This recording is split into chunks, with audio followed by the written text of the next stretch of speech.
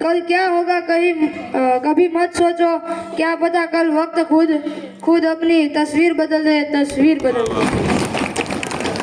माननीय अध्यक्ष महोदय, मेरा प्रश्न शिक्षा मंत्री से है कि हमारे भारत में व्यावसायिक शिक्षा पर ज़्यादा जोर दिया जा रहा है, तो क्या यह शिक्षा सभी स्कूलों में लागू की जा सकती है? इससे हमारे बच्चों को इस शिक्षा को सीखने का अच्छे से अच्छा अवसर मिल सके। शिक्षा मंत्री से मैं निवेदन करता हूँ कि इसका आंसर मुझे जल्द से जल्द दे। धन्यवाद माननीय अध्यक्ष महोदय। शिक्षा मंत्री श्रीमती प्रियंका जी।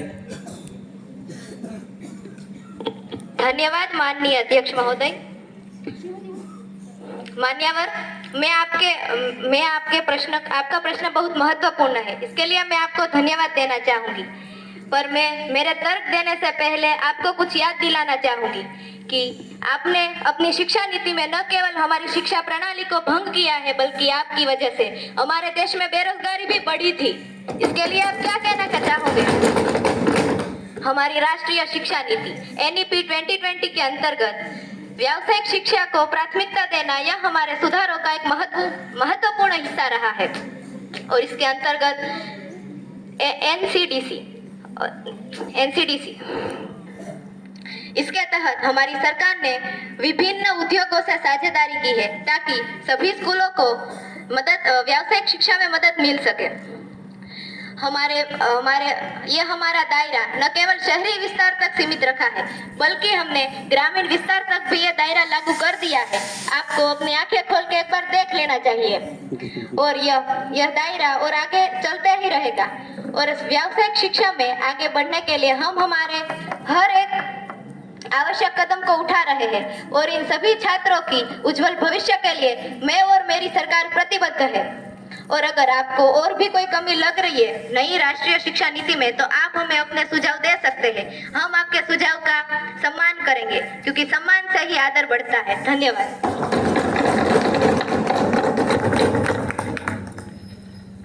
बहस का उद्देश्य जीतना नहीं, समझ बनाना है। अब हम आज के मुख्य विषय पर बहस आरंभ करते हैं। आज का विषय है, क्या एक राष्ट्र एक चुनाव भारत के लोकतंत्र के लिए उचित है? इस विषय पर पक्ष और विपक्ष के तर्कों को सुना जाएगा। विविधता ही हमारी ताकत है। मान्यवर, मेरा मानना है कि एक राष्ट्र एवं एक चुनाव हमारे विविधतापूर्ण देश के लिए अनुसूचित है। हमारी संघीय प्रणाली में राज्यों की अलग अलग पहचान है एवं उसके मुद्दे महत्वपूर्ण है। एक साथ चुनाव होने से हमारे राज्य के मुद्दे दब सकते हैं एवं केंद्र सरकार का प्रभाव चुनाव पर पड़ सकता है। इस कारण हमारी संघीय व्यवस्था कमजोर हो सकती है। धन्यवाद। मान्यवर, हम जानते हैं कि इस वक्त आपके विपक्षी सीटों की गिरावट के कारण आप हमें ये प्रश्न पूछ रहे हैं, आप इसका विरोध कर रहे हैं। पर मैं आपको इन आंकड़ों से अवगत कराना चाहूंगा कि देखिए कि अभी जो चुनावी खर्च हो रहा है वो लगभग 1.35 लाख करोड़ रुपए तक पहुंच सकता है। और यह आंकड़ा 2019 में किए गए चुनाव के 60,000 करोड़ रुपए के 2 गुना से भी अधिक है। और यह आंकड़ा मैं ऐसे ही नहीं बोल रहा हूँ, यह आंकड़ा स्टडीज फॉर मीडिया के अध्यक्ष द्वारा प्रस्तुत किया गया है। अगर 66 करोड़ मतदाताओं के आधार पर भी देखें तो उसका एक प्रति मतदाता खर्च तो 1400 रुपये से भी अधिक होने का अनुमान है।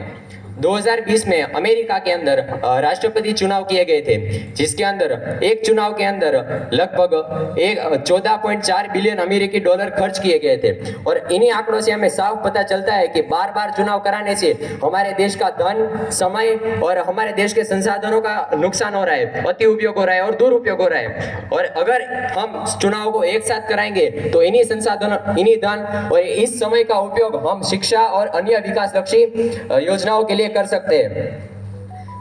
हर सड़क, हर नगर, हर गली, हर गांव में हाथ लहराते हुए हर लाश चलनी चाहिए। सिर्फ हंगामा खड़ा करना मेरा मकसद नहीं है, सिर्फ हंगामा खड़ा करना मेरा मकसद नहीं है। सारी कोशिश है कि ये सूरत बदलनी चाहिए। मेरे सीने में नहीं तो तेरे सीने में से ही हो कहीं भी, पर ये आग जलनी चाहिए। तो अतः मैं संसद से निवेदन चाहूंगा कि इस मुद्दे पर आगे विचार किया जाए। आखिर यह हमारे देश के विकास का मामला है। धन्यवाद।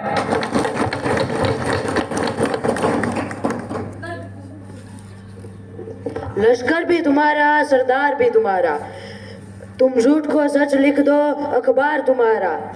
आखिर इस दौर के फरियादी जाए तो जाए कहा, कानून तुम्हारा, दरबार तुम्हारा। माननीय अध्यक्ष महोदय, हम जानते हैं कि हमारे देश में चुनाव विभिन्न समय पर होते हैं, जिससे स्थानीय समस्याओं को प्रमुखता मिलती है तथा जनता की आवाज भी मजबूत होती है। पर अगर चुनाव एक साथ होते हैं तो इससे ग्रामीण, क्षेत्रीय और सामाजिक स्तरीय मुद्दों को नजरअंदाज किया जा सकता है। हमारे देश में विभिन्न राज्य हैं, उनकी अलग अलग विशेषताएं हैं, अलग अलग जरूरतें हैं। और अलग अलग चुनाव उनको उनकी आवश्यकताओं के अनुसार शासन प्रदान करते हैं। यदि एक साथ चुनाव होते हैं तो ये महत्वपूर्ण चिंता है, राष्ट्रीय स्तरीय के विषयों के कारण छिप सकती है। अगर हमारा लोकतंत्र पूरे दुनिया भर के लोकतंत्र का जननी है, सबसे व्यापक, सबसे सफल और सबसे पारदर्शी लोकतंत्र है हमारा।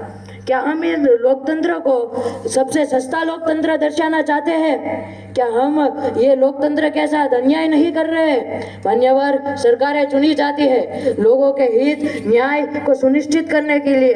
अगर इस देश पर लाभ हानि का गणित लगाकर लोकतंत्र को व्यापार तंत्र बनाने की कोशिश की गई तो ये देश उसे कभी स्वीकार नहीं करेगा।